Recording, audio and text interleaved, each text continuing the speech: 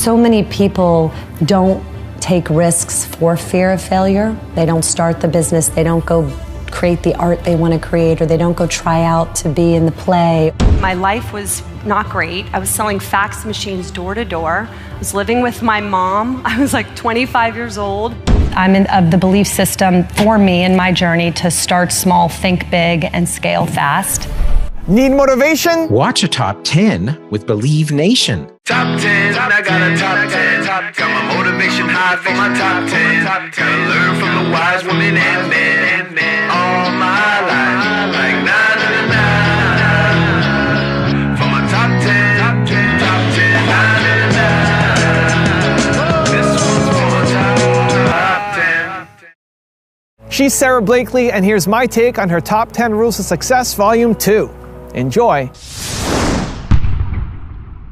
Okay, let's kick it off with rule number 1. Redefine failure. Growing up, my father used to ask my brother and me what we had failed at the dinner table, which was so interesting, and he'd celebrate it, and he'd actually be disappointed if I didn't have something that I failed at that week. So I can remember saying, Dad, I tried out for this and I was horrible, and he would actually high-five me and say, congratulations, way to go. And what it did was just reframe my definition of failure. Failure for me became not trying versus the outcome. So many people don't take risks for fear of failure. They don't start the business, they don't go create the art they want to create, or they don't go try out to be in the play, or whatever it is, for the fear of failure. And once you redefine that for yourself and realize the failure is just not trying, then life opens up to you in many ways. And I would also, my dad would encourage me anytime something didn't go the way I expected it to, or maybe I got embarrassed by a situation, to write down where the hidden gifts were and what I got out of it. And I started realizing in everything there was some amazing nugget that I wouldn't have wanted to pass up. Rule number 2, believe. You famously started Spanx with $5,000 in your bank account. What was the hardest part about getting Spanx off the ground? The hardest part about getting Spanx off the ground was definitely in the very beginning, when you first have an idea as an inventor and you've thought of something that doesn't exist and you want to bring it into the world. There were two things that were happening. One was my own self-doubt was a really hard part of the journey. And then the beginning of all the manufacturers that I was having to cold call and talk to try to get my product made were all men. And it was much harder to explain and to try to get them to understand the concept of what the product was. So I heard the word no for 2 straight years trying to get it made, which then increases the self-doubt that can happen. And one of the interesting things about being an inventor is you don't go to school for it. There isn't an inventor class. You can't major in inventing. And so it's really a belief system in yourself and the willingness to look stupid or to have people laugh at you or to fail at something that you believe in. You're your own gut check on that. And so it takes a lot of confidence. So that was the hardest part of my journey. There was a lot of starting and stopping and like, am I crazy? And everyone's saying no. But I kept picking myself back up to pursue it. Rule number 3, manifest your idea. I actually really manifested the idea. So, it's like everyone's always like, how did you take an idea and then start a business? Well, it's how did you even come up with the idea? I was in search of my idea. And at the time, my life was not great. I was selling fax machines door to door. I was living with my mom. I was like 25 years old. And I remember after a whole entire day of being kicked out of office complexes again all day, or sometimes my business card ripped up in my face, I pulled off the side of the road one day, Kathy, and I was like, I'm in the wrong movie. Like, what just happened? Call the director, call the producer. This is not my life. This is not my movie. And I went home that night and I wrote down my strengths or what I thought I was good at. And the only thing in the good column really was sales. And I thought, okay, well, I know I'm good at selling. What is it I like about selling? And I realized I like offering something to someone that they need or didn't know that they needed that can improve their life or help them. And so in that moment, I wrote down in my journal, I want to invent a product that I can sell to millions of people that will make them feel good. And, and you know what? And 2 years later, the idea came to me. And I was ready for it. Women had been cutting the feet out of their pantyhose for a long time. And I only did it one time, but I had already asked the universe for my idea. And I said, when it comes, I will not squander it, and I will take it and run with it. Rule number 4, be courageous. My dream is for there to be many more female inventors. I'm hoping more and more women will have the courage to take that risk. It's a risk to invent something. You have to risk being made fun of. You have to risk looking like an idiot. You have to do something that didn't already exist, which is scary. I mean, my brain told me a million times, who do you think you are coming up with this? And then one day you wake up and you go, well, what if it is me? Also, if you want to learn from other women successful entrepreneurs, check out my 254 Girl Boss series. It's free. The link to join is in the description below. When I was selling copiers door to door, I had a very clear vision of what my life was going to be like. From day one, I never tried to hide that I was the girl in my apartment with the red backpack. Rule number 5, start small, think big. Spanx was profitable from the first month that I was in business, and I'm of the belief system for me in my journey to start small, think big, and scale fast.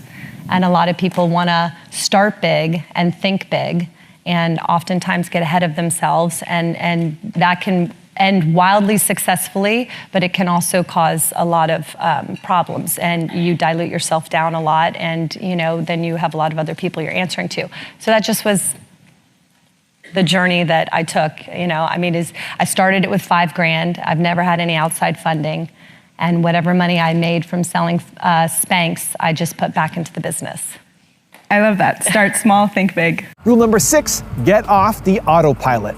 One of the things I also do is I like to go up to people at Spanx and I say, I'm always trying to get people off autopilot. Like if you think about it, everything we do, almost everything we do in life is autopilot. We're doing things exactly the way someone else showed us how to do it or taught us how to do it.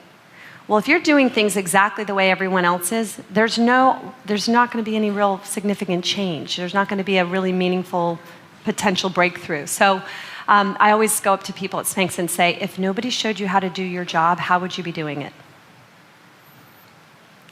And I'll say, just sit with that. I'm always, I'll stop myself often and just say, okay, this is how I've been doing it, but is this right? And give yourself the time to think about it. So I ask people to do that. Rule number 7, start with why. The best advice I would give a female founder looking to launch a female-centric company or product is to start with the why and continue to lead with why and be very authentic in your message, stay vulnerable, be yourself through the process. At Spanx, when I first started it, I observed how companies were treating me as a consumer, and I was very determined to be one of my customers and to be authentically connected to them. Rule number 8, hire your weaknesses.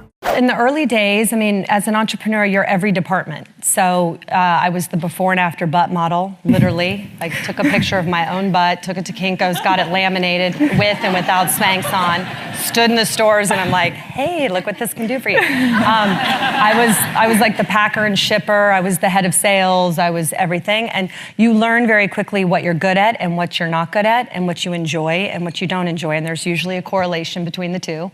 And so I often say, as soon as you can afford to, hire your weaknesses. And a few years into Spanx, it was abundantly clear that the lane that I needed to stay in was inventing, selling, promoting. Spanx actually is never advertised. Spanx is 18 years old, and the first time we've ever even sampled an ad was in 16. And so I was sort of the advertisement, and me being out in the field talking about the product and sharing the story of the why we're making this, why it's better, was a big part of the formula. And I needed someone to be in the company day to day, running the daily operations. Rule number 9, solve a problem. You were a frustrated consumer. I was. And you decided to try to solve a problem. What was the problem you were trying to solve? Well, I couldn't figure out what to wear under white pants. And I was a frustrated consumer. The undergarment options at the time were not great, right? We had underwear that left a panty line, girdles that were really thick and uncomfortable, and then they invented the thong, which just put underwear exactly where we had been trying to get it out of. So I was like, yeah, no. And And listen, at the time that I invented Spanx, and for the guys in the audience or some of the ladies who don't know what Spanx is, it's just, I invented an undergarment that filled the gap between traditional underwear and those heavy-duty shapers. And I was interested in giving women a smooth canvas. Like, I love clothes, I love, to be able to wear them, but just like a painter, if you don't have the right canvas, it affects the whole painting. And the options weren't great, and they could be seen, they left lines, they left bulges. So that's what caused me to invent the first product, which was the first ever Spanx, the footless pantyhose. And rule number 10, the last one before a very special bonus clip, is focus on impact. I would say for the next 100 years, I think entrepreneurs and business people should be considering two things. One is the social impact. I'm really thrilled to see that businesses are really having a social conscious in what they're producing and how they're producing it. But also a much more feminine approach to business. I think that business traditionally has been very masculine in the way that it's been done. And I went about Spanx in such a feminine way with much more feminine principles. And I think when that's more balanced on the planet, we're all going to be better off. Now, I've got a special bonus clip from Sarah on how to find your true path that I think you're going to enjoy. But before that, it's time for the 3-point landing questions. Let's go from just watching a video to taking action. Here we go. Question number 1. Where do you just need to start small from your big idea? Number 2. What would the most courageous version of you do right now? And number 3, what's the weakness that you need to hire for? I had wanted to be a lawyer. My father was a trial attorney, and I used to actually ask to get out of school growing up to watch him in closing arguments. And I debated all through high school, I debated in college, and I'm basically a really bad test taker. And so I bombed the LSAT. And I bombed it not once, but twice. And so it set my life on a different course. For, I always say things like that happen, and then you end up, like those moments in your life where you think, I can't believe this is happening to me, is oftentimes life's way of nudging you and just letting you know you're off course.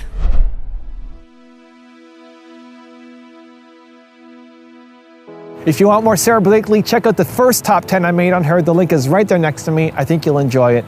Continue to believe, and I'll see you there. One of the biggest things I can say is differentiate yourself. I had always wanted to be a lawyer, and I basically failed the LSAT.